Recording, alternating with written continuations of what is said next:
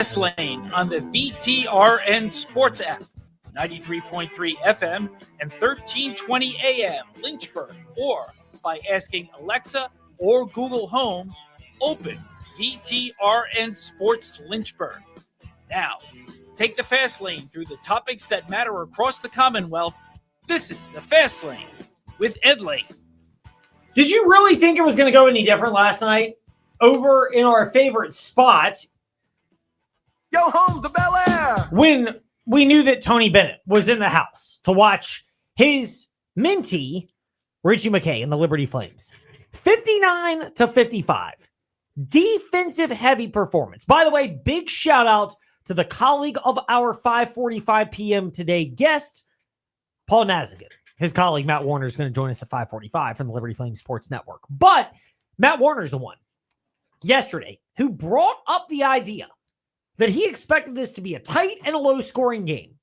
We will hurt ourselves, patting ourselves on the back, but we did as well. I know it's hard in Virginia, but anybody who may have been listening at Fastlane, Ed Lane on the podcast feed or on the streams would be able to understand that it was that way. Yes, maybe Tony Bennett's presence creates some kind of hex, might be a bit of a moment. We're getting them at 5:10, not 5:05. So, it may create a little bit, but this is what you got out of the game last night. Really good for Liberty. You were going to fight. You were going to play hard. And 4 of 22 on offense for Jaron Pierre. He had 13 points, but 4 of 22 meant he had to really work at it. And if the offense took a back seat, so be it. But even the players, notably the player tasked with defending JPJ, ironically, not John Paul Jones, but the arena of Tony Bennett. But Jaron Pierre Jr. It was Javon Moffmer who mentioned that the focal point going into the night was what Liberty could do defensively, and they called their shot. Oh, yeah, definitely, because we knew what Pierre can do, so it's just like, don't let him beat us, make somebody else beat us, and make all his shots hard and all his points hard. I mean, that was the focal point, and big part of the reason is they knew that if Jaron Pierre Jr. could get hot, he could have a big impact on the game, and it looked like it early. Makes that first 3 in the game, look fairly effortless, and Liberty was struggling offensively. And, if you're a Flames fan, it's pretty easy to go, oh, it's going to be one of those nights, huh? And it never was. And part of it is credit to players like Javon Moffmer who knew the impact that someone like Jaron Pierre Jr. could have. We talked about it all week, and we know what he can do, how he can score. And the coaches just said to make it hard and make him work for every shot. And that's what I tried to pride myself in is, doing what I can on the defensive end. And, that's what happened tonight. So pride in what you do on the defensive end. Look, that's a harder thing than ever. And it really shouldn't be because it's so ironic. First of all, in an era where players can get paid, and I get it, it's much lower at Liberty relative to power conference programs. But in an era where you can get paid, and again, I'm not one bemoaning this, if you really want the long-term outlook, what's one of the first questions that they ask in the NBA about players coming in? Heck, why is it that Ryan Dunn is in the NBA and believed to be making a big impact already for the Phoenix Suns? It ain't the offense. It's because they ask, who can you defend? Or whom can you defend, if you want to be grammatically correct? What position can you defend? What type of player can you defend? And having the maturity to stick with the defensive effort as a focus, even if it impacts the offense. And Liberty, they deserve a lot of credit for that because Javon Moffmer almost admitted that, yeah, they might have sacrificed something. And by the way, he had double figures himself, but he and the Flames were willing to give up something defensively to have a good offensive performance. You get a little tired, on that defensive end when you're working so hard and, you're guarding one of the best players and he's coming off every screen and stuff like that. But, my teammates found open shots for me, so it kind of made it really easy for me. I mean, that was a big part of it. By crediting his teammates, Javon Moffmer is also mentioning that he didn't have to work to create offensively. And on a night where Talon Peter did not have a great shooting night, nor did Keita Matheny, the Flames found ways to win the game. And it's so crucial to turn in some performance like that. And they did that. And it goes back to the old adage that you will probably appreciate as a football player, Ty, because you're a defensive lineman at Heritage and Virginia Union. Shout out to the HBCU pride that you have. Mm-hmm. But defense wins championships. I'll say one thing, too. I asked Bryson Wednesday, I was like, Liberty has been impressive this whole month. Bryson Gordon of newsevents.com. Bryson Gordon. I'm sorry about that. I'm sorry, Bryson. They have been impressive this whole month of February, and I think they're on a 6-game winning streak. And that's the longest streak they had this season. I feel like this month of February, ever since that first loss they had against Jacksonville State at Jacksonville, they just turned everything around. In a perfect world, if you expanded the tournament and it wasn't power conference athletic directors and, more importantly, commissioners angling to just get more bids for their teams and exert the fact that they have lots of power and they can get more dollar bills, y'all, then I actually would be in favor of expansion if it meant you guaranteed both the regular season and the conference tournament champion in case there's a split in a conference. And I'm not just saying that because Liberty is in position. They still have to win out, and they've got to take care of business, but they're in position to win the Conference USA regular season. It's more the fact that you've seen this team continue to get better over the course of the year, and I believe there's a lot of value that could and should come from that, but I would not want to sacrifice the joy and thrill of the month that begins tomorrow, which is March, which, by the way, you can hear a slew of college basketball, baseball games, including the entire NCAA tournament right here on your home for March Madness. But the Flames put that together. They had a great defensive performance, and it led to offense. And for as much as people mention what you can do offensively, one of the truths in basketball to follow this time of year is great defense. One of the examples is the St. John's Red Storm, who they're not a great free throw shooting team. They're inconsistent from three-point range. I know the game you heard Sunday right here on the VTR and Sports app, they were red hot against UConn. But this is not a widely regarded team. But I've seen different metrics and experts, including one on ESPN.com, that listed about 8 teams that have a legitimate chance to win the national championship. And St. John's was put in that particular category because of what they can do on the defensive end. So you've got that going for you if you're a team in March in this time of year. And for the Flames, it takes a major level of maturity to do that. And Richie McKay was wise enough to acknowledge that that was one of the keys to the victory last night against Jacksonville State, was that unlike the first game against the Jacksonville State Gamecocks, where the Flames led at halftime, but the shots didn't go and the defense then started to lag, it was never an issue when the shots started to bounce off the rim instead of go in the first half. I was proud of our group, though. Thought we were hard to play against for the most part. Really good defensive effort. And unlike the last time we played them, we didn't let some offensive woes affect our commitment on the defensive end. So seen a little bit of growth and maturity from our group in the last time, and hopefully we can keep building on that. You know, and that's Liberty's Richie McKay, but it's a truism that I'm a believer in a big way. This brings itself to the forefront during the month of March. And again, reiterating it, that some teams that may have offensive woes at times, it can be an issue. Just ask Virginia Cavalier fans during the Tony Bennett era how often when the offense faltered, they were prone to upsets. But it's the defense that also keeps you in a lot of games, and it's why I'll go back to a team like St. John's. They've got the creators offensively, yes, but the threes don't often go. Free throws can be inconsistent.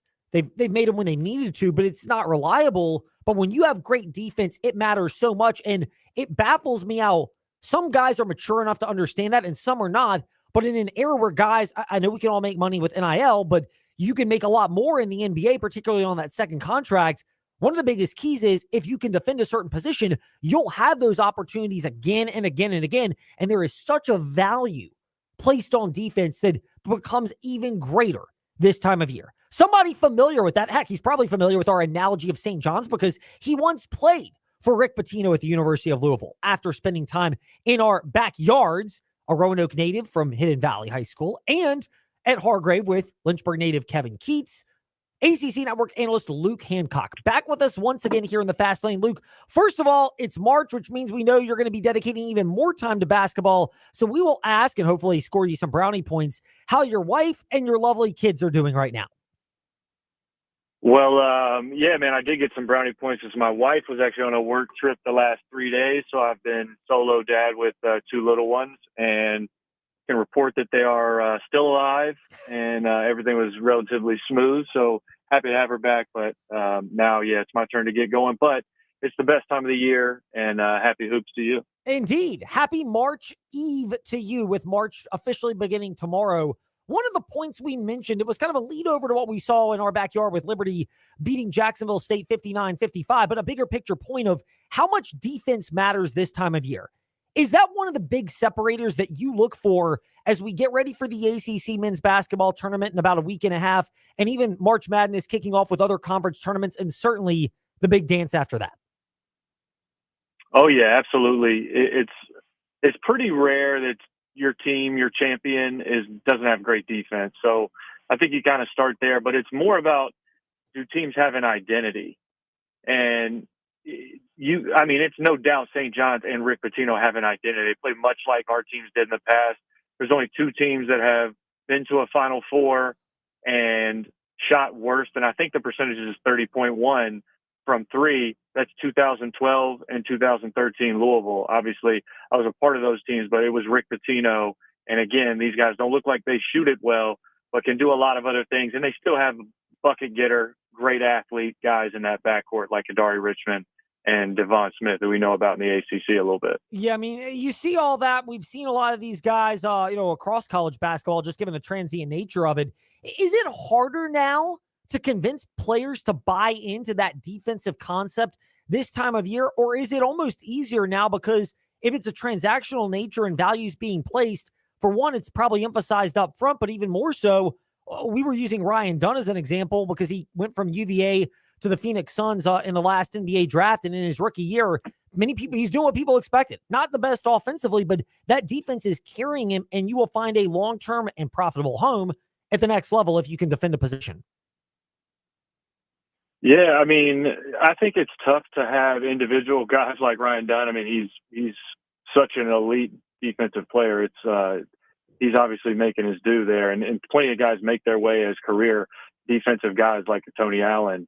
But I think that St. John's has those unique guys that can adapt to his system, because you have to be in unbelievable shape, and he works you hard. He's a tough coach to play for, but he's the best coach. And I'm happy he's back on the top of college basketball where he belongs. ACC and ESPN college basketball analyst Luke Hancock with us here in the Fast Lane. Luke, we've touched on some big picture stuff. Zoning into the ACC right now, we'll get to Duke in a moment. We're going to bury the lead, even though it's kind of a Cardinal sin, pun intended, of course, since you're a former Louisville Cardinal. But we wanted to discuss your Louisville Cardinals and what that means for programs like whether it's Virginia. And this is a tough year for Virginia because the coaching change happened so close to the season. But whether it's that or Virginia Tech, both having disappointing seasons, how much is Louisville with Pat Kelsey maybe the best example to the ACC and all these other programs, which is you can flip this thing around pretty quickly if you get the right coach and empower him with the resources, and yes, that includes financial, to go ahead and bring in the right players, and you can flip things quickly like the Cardinals have done. Yeah, I do think there are a couple points there. I think financially you got to have the resources to play. I think that also a staff can go in if they have a great plan and they go out and can execute it with those resources, and you can turn a program around in short order. I think, Virginia had such a unique and kind of crazy season, including, losing some players right before season started. I think Jalen Worley would have really helped these guys. Elijah having a scooter incident. Like, there's just some crazy stuff that went down. I would love to see Ron Sanchez with a real opportunity and some time. Not the greatest start this year, but that's kind of where you're at. With Virginia Tech, they had also off-season stuff with their roster that was kind of wild. So I think these are two good coaches.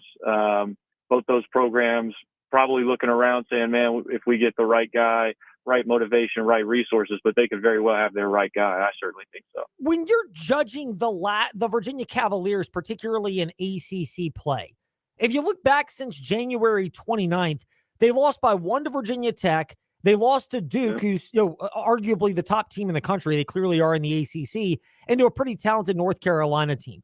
Outside of that, they've largely taken care of business, Virginia, against the teams you would think they have a reasonable chance to defeat in conference play. What does that say about Ron Sanchez stabilizing? But also, we've noticed this before. If nothing else, he's gotten them to play hard night in and night out.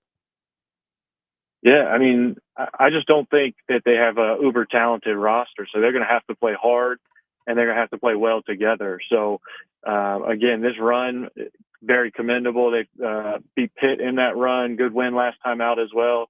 So I think it's really impressive he's gotten the guys to play as well as he has, to be honest. Yeah, and the other impressive thing that we've been impressed by, and of course we carry Virginia Tech men's basketball right here on the VTR and Sports app and the Virginia Talk Radio Network, but Mike Young's job with the backcourt challenges. Everyone knows about the Heiser Miller situation and the gambling probe, and they thought they would have him. And obviously, for justifiable reasons, he's not playing in Blacksburg this year. But it's so young at Virginia Tech. Is this one of the better coaching jobs that you've seen from Mike Young in his tenure at Virginia Tech?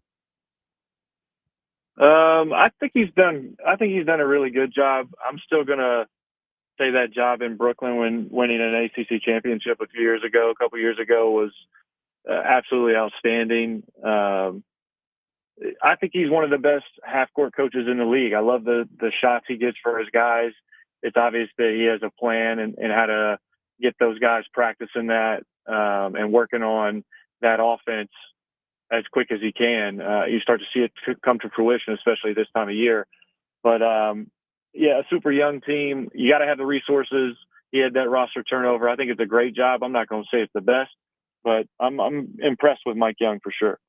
Luke Hancock stepping into the fast lane. He's at Luke Skywalker 11 on Twitter to keep up with him. And of course, he's with the ACC Network and ESPN and generous enough to give us some time. Luke, that top tier of the ACC, we've touched on the Louisville Cardinals already this season. Duke, again, will bury the lead, but Clemson comes to Virginia Tech next year. Are the Clemson Tigers with Brad Brownell kind of the equivalent of, like just a good, solid, reliable vehicle in the sense that it may not be the flashiest product, but they know what they are. They cater it to exactly what they need. And every year, Brad Brownell seems to have that team in the NCAA tournament discussion, much like this season. Yeah, I like that. Reliable, maybe. I think he's had several years there where they were good, just under the bubble, and now when he's had the opportunities last year, especially just making that Elite Eight run, I think puts him on another trajectory. And you always worry when you lose big pieces that are identity guys like PJ Hall, but a really good job in the portal this year with Ian Shefflin and Jaden Zachary. Those are just such impactful pieces that he was able to plug right in. And now you're looking at a top 15 team. So I think they have all the pieces. I think they're playing their best basketball now. And they're going to be super hot, and I can't wait to see them in Charlotte for the ACC tournament. Yeah, Clemson's a team a lot of people are just amazed by because they built on the success of last year. One of their marquee games this year, and it may be the marquee one in the ACC, is the fact that they're the one team that so far they have beaten the Duke Blue Devils. Duke over the last couple of weeks, what's been impressive to you more? The fact that against teams they should be beating, they're doing so convincingly in a mature way, or the fact that this team now seems like they have all the right ingredients to make a deep run into March? Yeah, I mean, you said it, that last line. They seem to have all the ingredients. I mean, they've basically gone unfazed. The one Clemson game where Cooper slips on the water on the floor is so unfortunate. We'll love to have seen how that played out at the end. I know he started slow in that game, but really came alive. And, I think they're the biggest team in the country. Their defense is so good. As long as they can get healthy, they're going to be right there in terms of being able to make a deep, deep run. Tyrese Proctor and Malik Brown, though, are such underrated pieces for what they do on the defense, actually on both ends of the floor, but one more defensively, Tyrese Proctor more shooting the basketball. Luke, the health in particular, how crucial is that for Proctor, for Duke to go from a team that we know they're the ingredients to, kind of like the Quinn Cook when he was there, that extra ingredient that ties everything together? Yeah, I think that's such a great question. Malik Brown on the defensive end, you think about starting center, Kama Malawach, 7'2", shot blocker, very intimidating down there. But when Duke plays defense, the goal is to keep him close to the basket. Whereas with Malik Brown, you can switch everything on the perimeter. He's one of those bigs that can really move his feet and defend out there, has incredible timing and great hands. And then Tyrese Proctor's been that floor spacer. He's the guy who can knock down shots alongside Con Kniffel, which enables them to give all the room to Cooper Flagg in there. So I think both those guys are huge pieces. I would say Tyrese Proctor's back sooner rather than later. And then as a guy who's had both his shoulders worked on from basketball injuries, sometimes you can play through those things, especially because it's his off shoulder. So I hope Malik gets back soon, but tough call. It just depends on how much damage is in there. Yeah, I mean, it seems like, and correct me if I'm wrong, Luke, but you mentioned having been there with shoulder injuries. Is it a pain tolerance deal as much as anything? Not necessarily. A lot of times it's just range of motion. Your shoulder will lock up if you pop it out of place like that. So sometimes you gotta let muscles calm down and then get your range of motion back. But strength is part of it. I mean, it just totally depends on how damaged that shoulder is. Luke Hancock with us here in the Fast Lane. Luke, the other thing that's worth monitoring when the ACC tournament gets underway is the collection of teams that are bubble teams, whether it's North Carolina, Wake Forest, SMU has been mentioned in that. Who out of that bunch do you believe either playing well, the right ingredients, the right adjustments could make noise in Charlotte and maybe be able to reverse their status on the wrong side of the bubble or cement themselves as a team worthy of being in the NCAA tournament? Well, I kind of don't even want to answer this because it seems like every time I pick a team, they turn around and lose some games. So I will say I think UNC and the way their schedule sets up down the stretch here, they have looked to be playing better basketball. I think it's going to continue. Would love to see them with that 6-game win streak going into the game against Duke, basically with their tournament life. They're probably on the right side. They run that 6 games, but it would certainly solidify things. UNC Duke, that would add some drama to it. And then I think SMU has a chance to get there, but they're going to need some work in the ACC tournament. They have tons of wins, just not the highest quality of wins. Don't worry about it with North Carolina, Luke. We're going to save you in the fact that Carolina, they go to Virginia Tech on Tuesday, 6:30 airtime, VTR and Sports app, and Virginia Tech fans would be delighted if that was the curse that helps get them that big victory. Yeah. I'd be making some friends around there, but I hope UNC finds a way here down the stretch to pull it together. And then Virginia Tech has some magic in the tournament. How about that? Try and get them both in. Hey, that would be a fun way to do it. Tech's going to need to do it the hard way in the tournament. Carolina, maybe, but there are more touch points. Miami, Virginia Tech, and then, of course, the big one against Duke in Chapel Hill next Saturday. Always big when we can catch up with Roanoke Lane native Luke Hancock in the Fast Lane. Luke, it's been great speaking with you today. Thank you so much, and hopefully you can exhale for a moment now that your wife is back to take over for you and the 2 kids. Yeah, man. Thanks for having me. We'll do it again soon. Happy hoops again, and take care. Indeed. Always a pleasure to chat with Luke Hancock, the Roanoke native, and generous enough for time today in the Fast Lane. Speaking of some ACC hoops observations, more on that when we return here in the Fast Lane, VTR and Sports app, 93.3 FM, plus the Fast 5 at 5-ish. Mark Dalton here with Terry Volkswagen. Get ready to fall head over heels for the perfect VW SUV. One size doesn't fit all, though, and that's why Volkswagen has an SUV for everyone. From the compact and affordable Volkswagen Taos to the tech-packed Tiguan and the spacious Volkswagen Atlas. No matter which one fits your lifestyle, you'll love the comfort, performance, and safety. Stop by Terry Volkswagen on Forest Road in Lynchburg or check us out online at terryvw.com. Terry Volkswagen. You'll love our cars. Sandstone architecture, melodic music, wonders of the world. They're staples of Egyptian and Mediterranean culture. But you don't have to travel thousands of miles to experience it. Just drive to downtown Cairo. Located in the Grays Mill Center in Forest, downtown Cairo brings you food from the entire Mediterranean, blended with the best Egyptian recipes. This means fresh ingredients cooked on a charcoal grill, staples like $5 gyros, and build your own Mediterranean bowl. Experience the taste of Egyptian and Mediterranean world in your own backyard. Downtown Cairo, Grays Mill Shopping Center in Forest. Your home is more than just walls and windows. It's where life happens. And at Right Choice Construction, we get that. We're not just builders. We're fathers, mothers, neighbors, just like you. And every nail and every beam reflects our commitment to creating a place you're proud to live in. With Right Choice Construction, you're choosing a team that's been perfecting the art of building for years. So build with us, build with experience, build with quality, build with Right Choice. When shopping for auto liability insurance, it's wise to consider the best policy, not the cheapest. Hi, I'm Randy Trost with Trost Law. It's crucial to have more than the minimum insurance on your auto liability policy. This protects you if you injure someone or if someone without proper insurance hurts you. Having the right policy ensures you have sufficient underinsured coverage to take care of you and your family. To learn more how we can help you navigate these challenges, visit us at trostlaw.com. That's trostlaw.com. Step into the fast lane 24/7 at Trey Lyle VT and Fastlane Ed Lane on Facebook, Twitter, Instagram, YouTube, and wherever you listen to podcasts. Now, back to the fast lane. So we've already touched on the appropriateness of the Liberty Flames' victory against Jax State, how appropriate it was with Tony Bennett in attendance. That it was a 59-55 victory for Liberty last night over in our favorite spot. Yo, home the Bel Air. And the Flames were, Man, you loaded. on the defensive end at least, loaded for bear. But we'll get to more of that around 5:45 today with Matt Warner of the Liberty Flames Sports Network. But there are other basketball developments that we have neglected because, we kind of had to take some detours over the last couple of days. So it's now our chance to get into the weeds.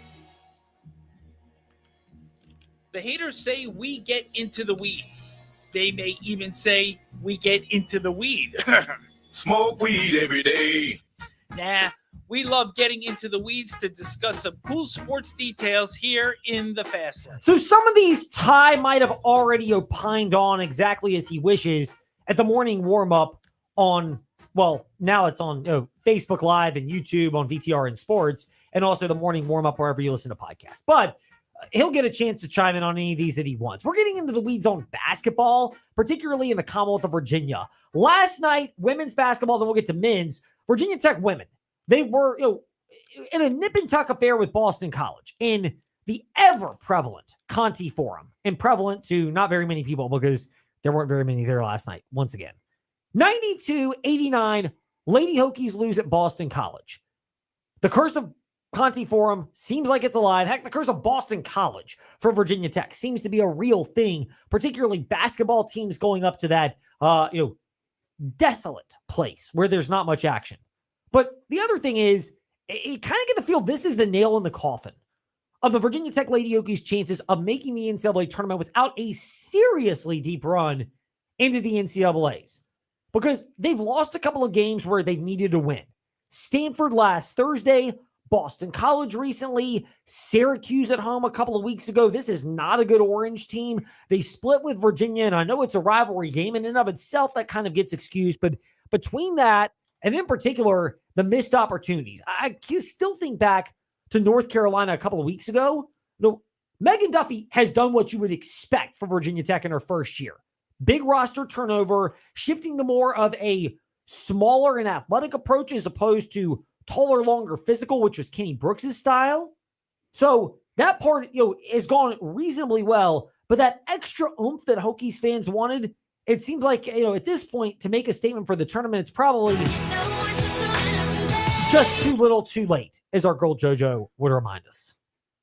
That threw me off right there, too. I was not expecting that. But yeah, stuff like games like that you cannot miss at all. Opportunities like that you have to capitalize right there, especially like you heading towards March as well. You right there in March, so it's really like a cut down right there. So I really think they really hurt themselves this season. You might be able to get away with one slip up outside of a rivalry game setting, but when you start to stack them, even if you have good wins, I'll use the men's basketball analogy as we still get into the weeds, but the Wake Forest Demon Deacons on the men's side are kind of that example. There's not really a glaring, oh my goodness, this is a really good victory for Wake Forest on the men's side. Much like Virginia Tech on the women's side. Like, solid. Now, granted, Wake's in a different spot to me, Ty, because we've had a couple years now of Steve Forbes. And I get last year, his wife really sick, the health situation challenging. But even the year before that, 2023, now 2025, if it becomes a trend, it's a concern.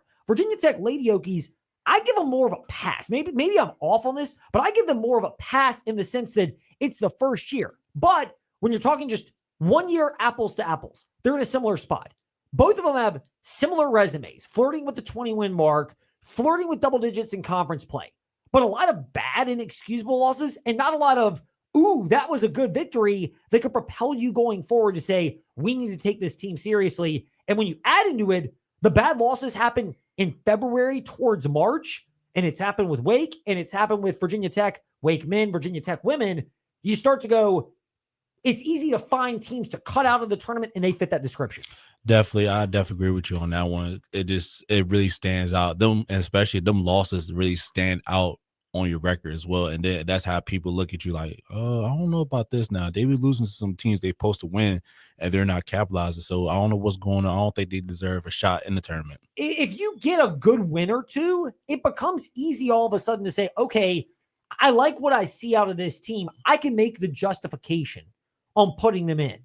But you got to have something to offset bad losses. Otherwise, it's taking care of business with just some bad losses. It's a lot harder than taking care of business, a couple of bad losses, but also the tantalization of the upside, and you just haven't seen it. I'd be remiss, though, if I didn't say this. And no, I don't think Boston College and women are great. I don't pretend to believe that that's a team that we're going to follow closely. But the team that beat Wake Forest, and I get this is a Wake team that they are on a skid themselves with the losses they've picked up.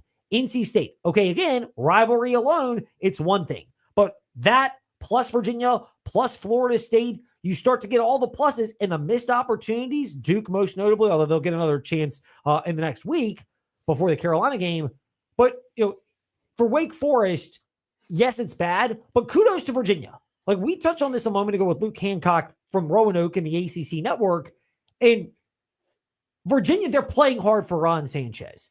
You at least have to entertain the question that he's a guy that should be in the discussion for being the permanent head coach. Whether people want to get behind someone else, that's great. If you do, go for it. But Ron Sanchez, at least, he's got them playing hard. And when they had a chance to beat a down North Carolina team, they no-showed. But coming off of that, another road game, they showed up, they jumped on Wake Forest early, and they kept them at arm's length. As much as we can criticize Wake Forest, and it's justified, you do have to give some praise to Virginia, given that, I think Luke Hancock hit the nail on the head. It's not a very well-constructed roster, given the injuries and departures, and yet somehow they're at least fighting and staying in the games you think they should be in. And I mentioned this earlier before. I think they starting to trust Ron Sanchez as well. I understand, like you said, Tony Bennett retiring out of nowhere, that does ruin everything. That makes you think like, oh my God, like it ruins your coach, it ruins your game plan, your strategy throughout the whole season. Now Ron Sanchez, his first season as an interim head coach, and a lot of players was trying to adjust with him and stuff. But I just feel like they starting to trust him more each game. I wish they would have done it earlier during the season. It might be different, but like late in the season, but they were still fighting no matter what. That's a big thing for Virginia. Like they're playing hard. I know it sounds ridiculous. Miami has an interim coach in men's basketball. They got beat by 35 against Duke in the first meeting. And I'm the one who said, I don't think they're going to get beat that bad. That's right. They got beat worse on Tuesday night. So that to me is the barometer of interim coach with no buy-in. And yes, I get it. Money's a factor, but it's a factor for all these programs. At least Ron Sanchez has the players that want to play at Virginia playing, and he's getting the most out of a badly constructed roster. Now, if he constructs a roster next year like this, you got to have serious questions about his ability and Virginia's investment to get the right roster. But if you're just talking about what can you do when you're dealt in the old Young Jeezy analogy, and yes, Sanchez has been as good as he can. He's played the hand he's dealt. He's not complained about it, even though we all can look at it and see it. And this is not me saying kudos to Virginia. They're flirting with 500. They are not NCAA tournament worthy. They're going to need to be above 500 to have a prayer at the NIT. But, which I don't think means as much as it used to, because for power programs, there's so much roster turnover. It's not like, springboard to next year. It's more, more games. Who's really invested? But Ron Sanchez, that game against Wake Forest is another example that when you found a way to get a team that was struggling, you at least took care of business. And I feel like Ron Sanchez deserves a lot of credit too. I know he's been criticized a lot this whole season. He still managed to stay calm and cool throughout the whole season. Still managed to have the players trust him, go through his game plan. Other things of note, and this is not Wake Forest bad because you're only in year 3 with Coach Mox at Virginia, but Kamora Johnson, 3 assists shy of a triple-double last night. Virginia 63-51 win at SMU. They're now 15-14 overall. Again, if you're talking about the women's NIT, you probably get the JoJo treatment. Too little, too late. But they've won 3 of their last 4 since the blowout loss to Virginia Tech at home, and they enter Sunday's game at top 15 North Carolina. I think they're a justifiable underdog. They've been in a lot of these games where it's close and they haven't pushed it over the hump. They have against now some bad teams lately, Virginia, but there's still, you want to see a little bit more. And I don't think we're quite at make or break here, but I think we're at a critical juncture off season for Virginia. We can visit that in a moment with Coach Mox, but at least, again, you've got them playing hard down the stretch when things have kind of gone awry in your season. It doesn't necessarily mean, hey, everyone's bought in, it carries over to next year because of transfers, but it at least means the coaching staff can prevent things from going off the rails. And I do believe Virginia men, Virginia women, and other programs, that necessarily is not a ringing endorsement of everything, but it's a basic job requirement. I definitely agree with you with that. So I think UVA still have the quality to do it, and I have a lot of faith in UVA. It's going to take a lot of time during the offseason what they're going to do. That's their biggest thing, the offseason. Undoubtedly. I mean, for Virginia women, you've got the infusion of cash from your sugar daddy. And look, I think it's awesome. Like, I know people can bemoan when you say Alexis Ohanahan, the Reddit founder and husband to Serena Williams, is the sugar daddy for Virginia women's basketball. But look, I say that in an endearing way in this sense. I love that somebody wants to support a women's team and is going to put their resources behind it and wants to see them succeed. Now, with that comes greater money, comes greater expectations that you deliver on that. And there are fewer opportunities to say, we can't get the best talent, coaches, players. So the pressure gets ratcheted up, and it will next year. And I think justifiably, and even this offseason for Virginia. Meanwhile, Virginia Tech, we're not quite at the how much money they're really going to invest in the offseason, but I thought the loss to Louisville the other night, 71-66, 19th ranked team in the country. Pat Kelsey knows what he's doing at Louisville. They've exceeded expectations. They're going to the tournament this year. They, Clemson and Duke, your guarantees out of the ACC. It was about how I expected. Virginia Tech, they fought against an 11-0 hole. But turnovers late, particularly in the clutch, 22 of them in total. This is another one of those hard learning lessons of you may be getting better, but those bad habits are likely to creep up, the old muscle memory, if you will, especially against good teams, which the Louisville Cardinals are.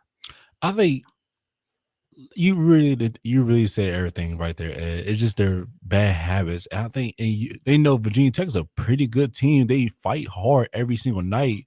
I just feel like they just need to reconstruct a little bit. I think they could be a problem next season. I think this, even though they learned a lot this whole season, but I feel like they just need to fix some stuff, so small stuff. They could be a good team. Yes, it's little corrections, it's small things, but doing so as well, identifying who you want to have back and then who you do not. Meanwhile, when we return here in the Fast Lane, we will pivot off of this to the Liberty Flames. We'll get insight into that big victory last night. And yes, because you're just dying for this, the spring football game. Jokes aside, it is worth bringing it up because what are we looking for tomorrow with spring practice not even wrapped up? That with Matt Warner, the Liberty Flames Sports Network, when we return here in the Fast Lane on the VTR and Sports app, and ask that smart speaker, open VTR and Sports. We are making it happen at the Used Car Superstore on the Sheeler Motor Mile, your premier used car dealer serving Southwest Virginia and surrounding areas for over 50 years. With the best selection, value, finance options, and exceptional service. Plus 900 pre-owned vehicles all in one location. Volume selling means volume pricing, and we've got the volume. The Used Car Superstore is your one-stop for most makes and models. Cars, trucks, vans, SUVs. Many have miles in the teens, remaining factory warranties, and some are even local one-owner vehicles. Plus, Sheeler owns the finance company. Getting approved for credit is easy on the Motor Mile, with finance options for every budget. 900 used vehicles in stock now. More than any other dealer in the area. Hurry in for straightforward pricing and more inventory arriving daily. Why wait? Make it happen at the Used Car Superstore on the Sheeler Motor Mile, your premier family-owned car dealer serving Southwest Virginia and surrounding areas for 50 years. I-81 exit 118C in Christiansburg. Call 866-SHEELER1. Always open at Sheeler.com. We're here with Colt from We Fix Stupid Computers. Colt, to go along with your residential or individual walk-in services that you offer, you also do a lot of business IT support. How about you discuss that, and what specifically do you do to help businesses in the area? We see a lot of that. Small to medium-sized businesses, they still have their IT projects. They still need resources to help them within their office and for remote users. And so we'll step in and fill in the gap where we do a lot of projects for them help them manage their resources, their budgets, and get their technology under control. Colt, how can these people reach out to you to assess their IT needs? Call us. Our number is 434-525-8590. Our website, wefixstupidcomputers.com. We're on Facebook, and our office is here locally, 14690 Forest Road, right next to Scott's Cabinet on 221.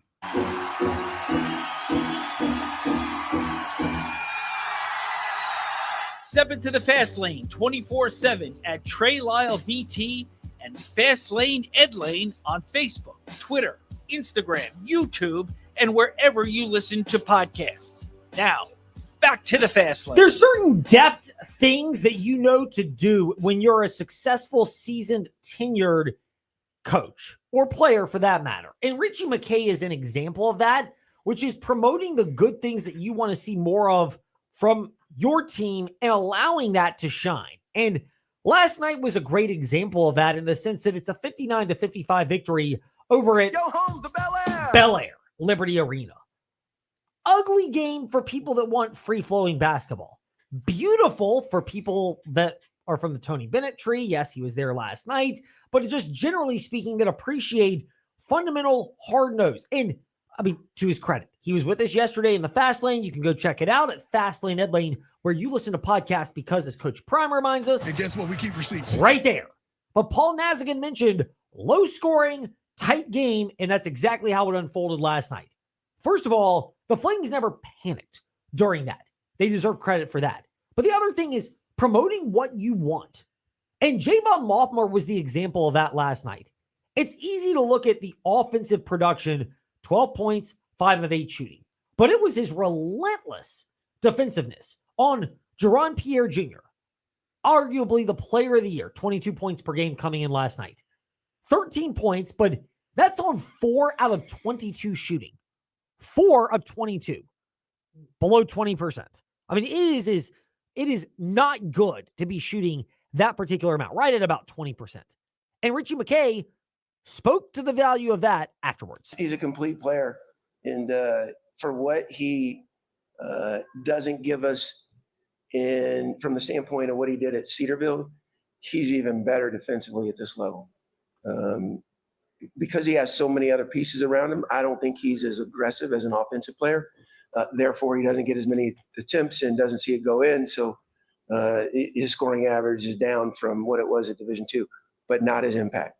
And I just think his maturity, he's fabulous to coach. I think we drew some energy points off of what he did on both ends. His scoring average is down, but not his impact. Truer words have never been spoken. And I get it. Sometimes we can roll our eyes at the coach speaking the cliches from Liberty Flames men's basketball coach Richie McKay. But as much as you may be tempted to last night, do not give in to that temptation if you're a Flames fan, because it's 100% true. The defensive intensity was there the entire game when it needed to be. The fight for Javon Mothmer to hold Jaron Pierre Jr. to 4 of 22 shooting, 3 of 13 from downtown.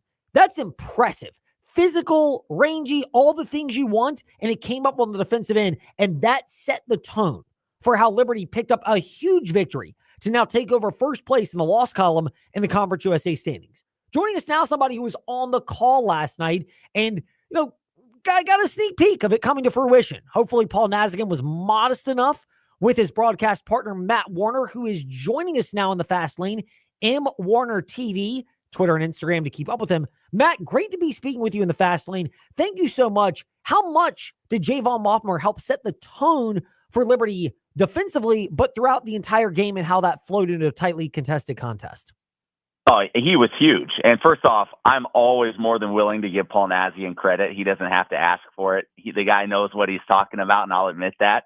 But no, Javon Mothmer was huge right out of the gate. That Jacksonville State team, so much of their success is centered around Jaron Pierre Jr., second leading scorer in the entire country, and so much works through him, the ball in his hands.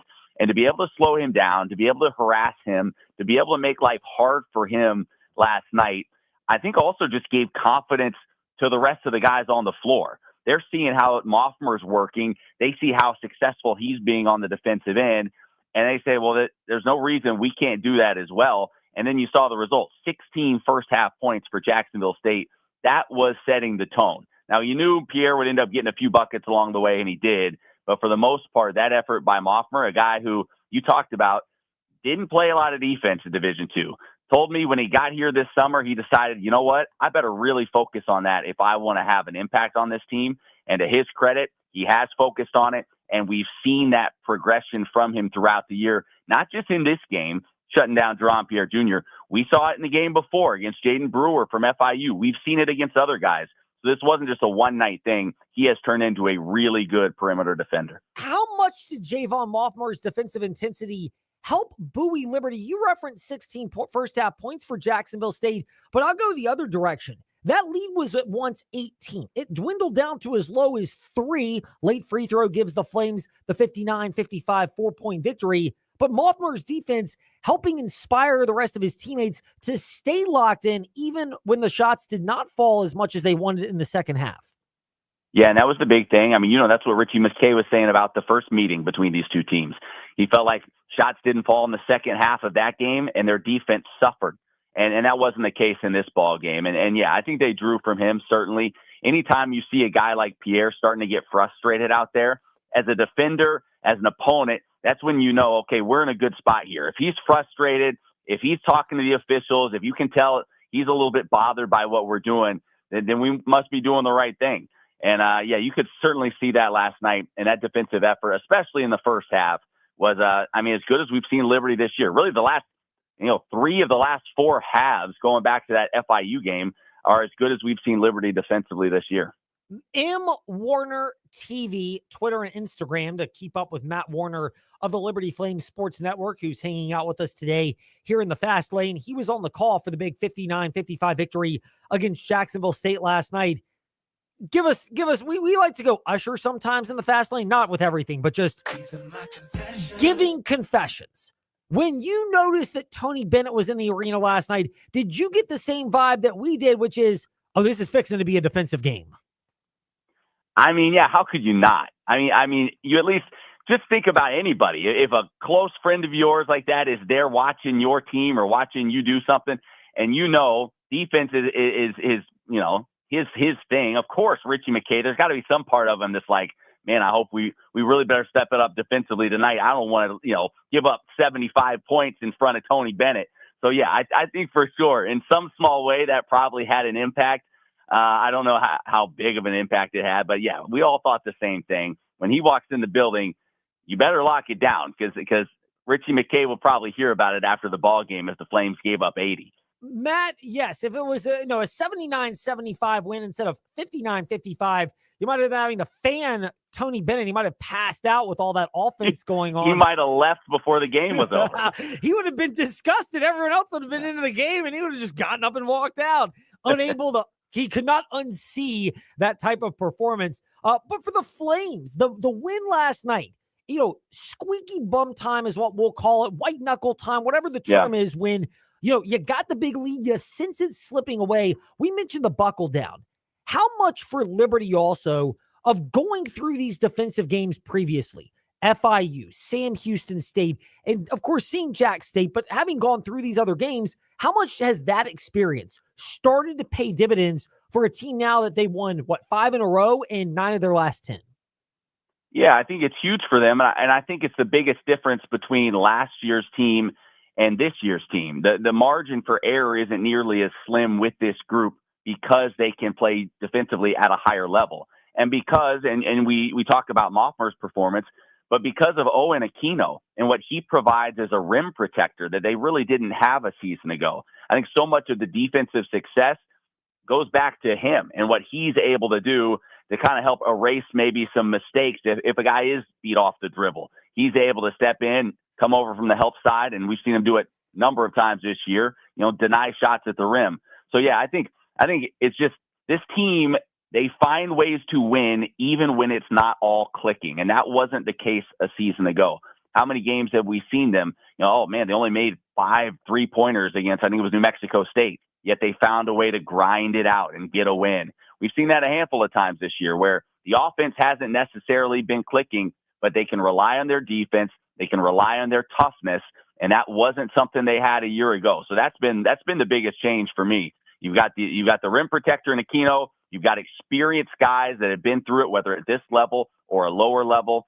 And then they just rely on that Richie McKay defense. This is the way it was back in the day when it was Scotty James and Caleb Holmesley and Lavelle Cabell. You felt like you always had that defense to fall back on, and it's kind of getting back to that way here with this year's team. One thing that comes out of this victory for the Flames, they host Kennesaw State for a 1 p.m. matinee on Sunday. I can't tell you how many people are like, I might have to leave church early tomorrow. I'm lucky ours is 10:30 to 11:30. So there you I go. think I'm going to be able to get over there in the nick of time. But, the matchup itself is how the Flames respond to success. How much of the ease to that is Richie McKay seems like he has instilled in this team, and the player leaders, Caden Matheny, Colin Porter, and others have helped instill that, which is the even keel nature, meaning after a big victory like last night, you're not getting too emotionally high and therefore having to re-regulate. I think a lot of times you can tell how much of an impact a coach makes by how his players speak. And if they on their own are echoing the same things, if you're getting sound bites from them that you're like, I feel like I've heard Coach McKay say that exact same thing, he's having an impact on them. And that is the way it is with this Liberty team, with a lot of those veteran guys, the Matheny's, Zach Cleveland, Colin Porter. Like they are, you hear about coach on the floor. They're a coach in the press room as well. Like they are Richie McKay in a lot of ways. And he's really been able to reach them with this attitude of, one game at a time, one day at a time. And I know it's cliche, but this team really seems to be living that out right now. And I think it's because they know the goal is bigger. The goal is bigger than just what's happening right now. They want to be playing their best ball at the end of the year, regardless of what the standings say. And Richie McKay has hammered home time and time again. It's a neutral site tournament anyway, so the seeding in his mind isn't all that important. So just use this time to keep trying to improve and worry about Huntsville and the tournament once you get down there. And it seems like they've really embraced that. Having said that, this is your classic letdown game on Sunday, right? This is that classic kind of situation. I feel like so much emotion spent to beat Jacksonville State. Now you get a Kennesaw State team coming in off a bad loss. The Flames better be locked in early because the Owls, they're going to be hunting for a road win. M Warner TV for Matt Warner. That's Twitter and Instagram to keep up with Matt from the Liberty Flames Sports Network, who is generous enough to coming out with us for a bit today in the fast lane. Matt, we're going to ask this with as much of a straight face as we possibly can ask, which is Liberty spring football game tomorrow. I don't overinvest in anything bad, but there are certain things, O-line communication, explosiveness off the ball, those type of things that you would like to see. What are reasonable things that you and the fans that go there should want to see out of the spring game tomorrow, knowing this is far from a finished product and even the roster the Flames will enter August camp with? Yeah, for me, it's just a couple of things. I want to see these quarterbacks spin it. I want to see what they look like throwing the football. You got the three quarterbacks right now that are healthy, competing for the job, Merdinger, Hauk, and then Ethan Vasco. I want to see what they look like throwing the football. We haven't really gotten a good look at them. One of those guys could very well be your starter come the fall. So I want to see what they look like. I want to see these linebackers. You had the transfer linebacker, Deuce Spurlock, as long as Micah Pollard, the two guys transferring in from Michigan and Florida. I want to see what those guys look like. Can they play? That's been a position of need the past couple of years. What do they look like moving around on the field? And then, like you said, you're just looking for who kind of shines, who kind of pops there in terms of the skill position guys. Is it one of the young running backs? Is it one of the transfer receiver? Like, I just want to see who kind of pops in terms of the skill position. But I think first and foremost, everybody just wants to see, what do these quarterbacks look like? Do we have a guy that can take this program and kind of lead Liberty back to what they were a couple of years ago, which is, a Conference USA champion? The amount of, upside that gets shown at quarterback will be somewhat limited, but how much are you looking for that out of the position, knowing that, you've got three transfers that have come in, with Power 5 pedigree in some cases, with proven play pedigree as well. The ability to say, all right, like for me, I don't necessarily want to see the finished product. It's more, hey, they seem to grasp it. The team responds well to them. And this is something that the coaching staff and players can work with together over the ensuing months. Yeah, like you said, I don't think you're going to see a finished product by any means. I don't think, these guys probably are, they're not as far along as what Caden Salter was in the spring game last year in terms of grasping the offense.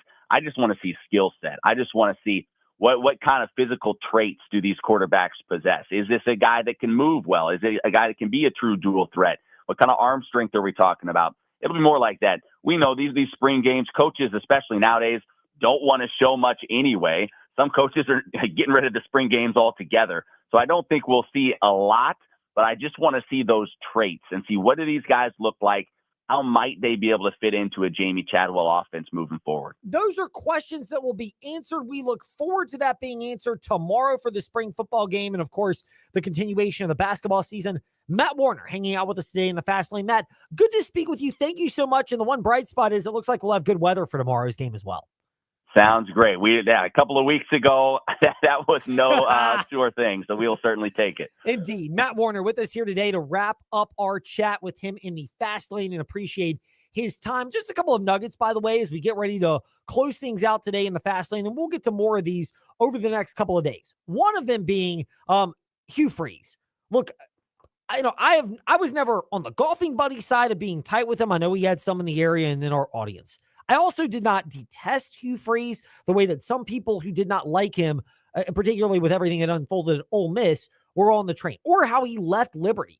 To me, he kind of was what he was at Liberty. But the news that came out today, it's disappointing that he's been diagnosed with prostate cancer. But it's awesome to hear that it's in the early stages. I certainly wish Hugh Freeze, again, we collided in certain areas, but I hope this thing can get nipped in the bud clearly. I think it's awesome that he's advocating and using this as a platform, Hugh Freeze is, to advocate regular health screenings so that you can stay up to date on what might happen for you and your family, because that still is an important thing for Hugh Freeze and everybody else. So just sending our best wishes there, and giving a kudos to the fact that he gets the screening done early and is able to nip this hopefully in the bud and nip prostate cancer there and do what he feels called to do right now. You know, Flames fans may disagree, which is be the Auburn head football coach. That does it for us today in the Fast Lane. We'll react to all this Monday in the Fast Lane. In the meantime, Ty Tracy 90 and Fast Lane Ed Lane on the socials to connect over the weekend.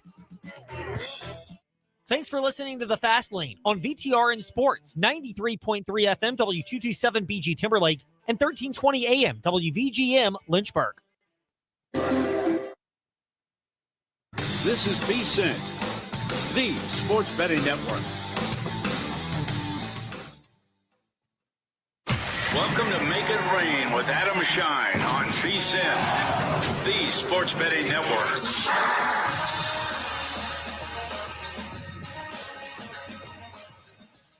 Oh, yes, Friday edition of Make It Rain with Adam Shine here on St, and my goodness, we've got an unbelievable show for you today. We have some monster breaking news in the National Football League that really impacts how you wager on the LA Rams. We will get into the very latest on Matthew Stafford as we officially have a resolution. What an epic night last night in the NBA from an entertainment and a betting standpoint. We will get into everything going on when it comes to Steph Curry, when it comes to the LA Lakers. We have a lot to say about the Nuggets and the Bucks. We'll get into the Cavs and the Boston Celtics tonight. We have some interesting information and news from a betting standpoint on Aaron Rodgers and Travis Hunter. Justin Termini, the face of SiriusXM NBA Radio, will join us to help us break down what is going to be an incredible night and weekend in the NBA. College basketball is heating up. We have an incredible slate of games tonight and tomorrow and Sunday. March 1st on Saturday, baby. We are ready. It's college basketball season. What a night last night in college hoops. The season's been incredible. March Madness is going to be off the charts. Let's start with some major breaking news in the National Football League. Matthew Stafford is staying with the LA Rams. It is official. The team has tweeted it out. Matthew Stafford is not going anywhere. This morning, there was a report in the Las Vegas Journal that Matthew Stafford's reps and the Raiders had agreed on parameters for financials if, in fact, there was a trade. And listen, this was all about the Benjamins, baby. And Matthew Stafford had a meeting today with Sean McVay and had a meeting today with Les Snead, the coach and general manager, respectively, for the LA Rams. And listen, he wants to stay. And he got a raise, not as much reportedly as the Raiders were offering, not as much reportedly as the Giants were offering. But this is where Matthew Stafford should be, the Rams. Honestly, it was only about the Benjamins when it came to a potential Matthew Stafford trade. He had no guaranteed money 2025, 2026. Go back to last offseason and the Band-Aid solution that Sean McVay and Les.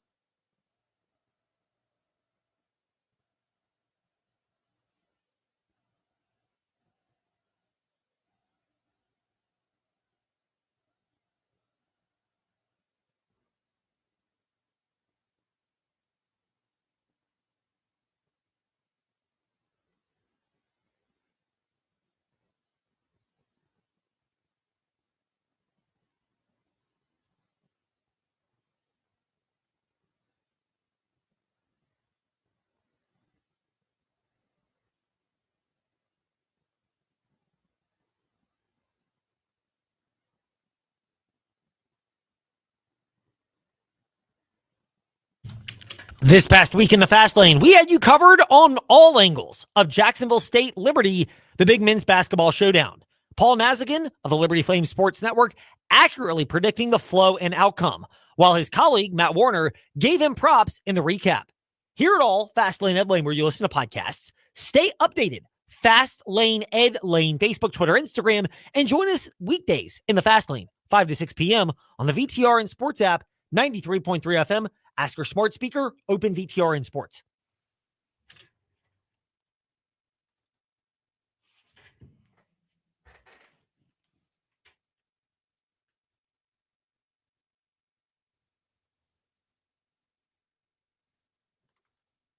This past week in the Fast Lane, Roanoke native and ACC Network men's basketball analyst Luke Hancock was admiring the job that Ron Sanchez has done as the Virginia Cavalier men's basketball coach with a less than ideal deck of cards. Meanwhile, he believes Mike Young at Virginia Tech, good coaching job, but maybe not his best in the NRV. Hear more, Fast Lane Ed Lane, where you listen to podcasts. Connect, Fast Lane Ed Lane, Facebook, Twitter, Instagram, and join us weekdays, 5 to 6 p.m., VTR and Sports app, and 93.3 FM.